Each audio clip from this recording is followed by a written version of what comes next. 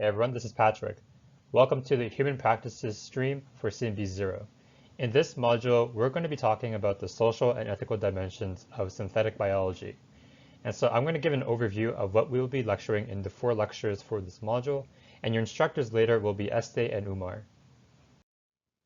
The HP stream is comprised of 4 lectures.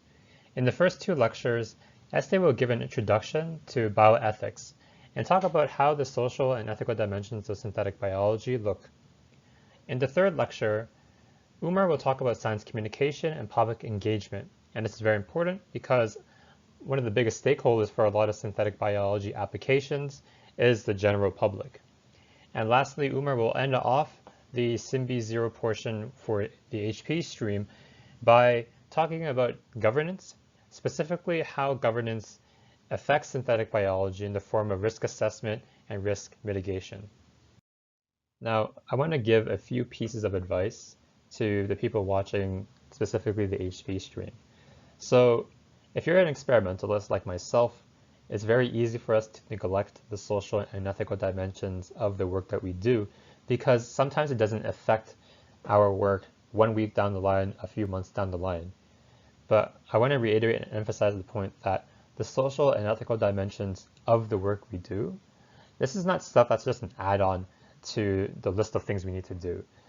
Social and ethical dimensions play a huge part in how we should be motivated in this design process. And it should be kind of affecting the way we do the design in such a way where we incorporate more stakeholder feedback, where we ask people what they think of our work, and that way we can better learn what the problem constraints that we're dealing with are. If there's a big safety concern, we need to clearly show in our design process how we incorporate safety features into our biological devices, for example. And so the second point I want to give is science communication is an art. And this is from me talking from experience. It's an art because there's no protocol to follow to just be good at communicating your science. It takes a lot of practice, and in particular, it takes a lot of exposure to different audiences that require you to tweak how you explain certain concepts. Whether you're explaining things to children in some science outreach, or you're talking to industrial stakeholders in your graduate work who are funding your project. There's a huge variety of audiences that require different levels of explaining and different levels of care for how you are trying to engage them. And so in the 3rd point, this kind of ties to the 2nd point, scientists and engineers who have good science communication skills are needed in the governance structure, in the decision-making behind policy frameworks that will eventually control how synthetic biology is done. And so in brief, scientists and engineers are needed in this policy development framework because they will help safeguard biosecurity better by providing a better technical understanding to decision makers who are non-experts. And especially, they promote innovation more because they understand the potential of synthetic biology, both the good and the bad, and so they can make better judgment calls on whether a project is good intent or bad intent in category.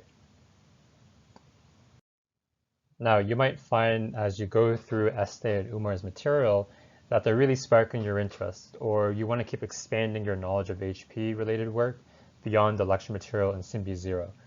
Well, if that's the case, we recommend these supplementary material to kind of expand your horizons. There are 2 books we recommend, Synthetic, How Life Got Made, and Synthetic Biology, A Sociology of Changing Practices. People who approach HP for the first time often say that it's very abstract work and it's hard to come to grips with. There's less structure compared to experimental work and mathematical work. Well, reading these 2 books should give you some more structure and understanding how synthetic biology is combined with sociology and ethics. If you're looking into papers and opinion pieces in journals that talk about this intersection, I recommend ENBO reports. If you search up synthetic biology, you will find papers on this intersection. And so, for example, one of the papers that I'd like to read and recommend is The Role of Social Scientists in Synthetic Biology, where they talk about how the traditional role of sociology can be fit into the entire broader community of synthetic biology. Lastly, I recommend looking into Dr. Megan Palmer's work She's a leading authority in sociology and its integration with synthetic biology.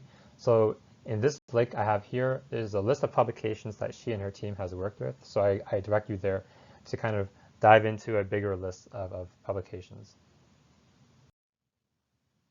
So that is the overview for the HP stream. I direct you now over to Estee and Umar's prepared material.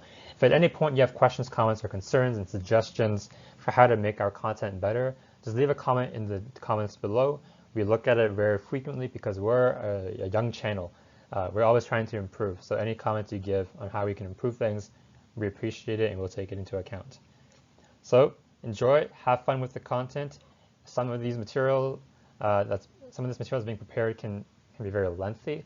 So do take breaks. Good things do take time. So spend your time going through this material and stay fresh, stay safe. Thanks for watching, guys, and I'll see you around the channel.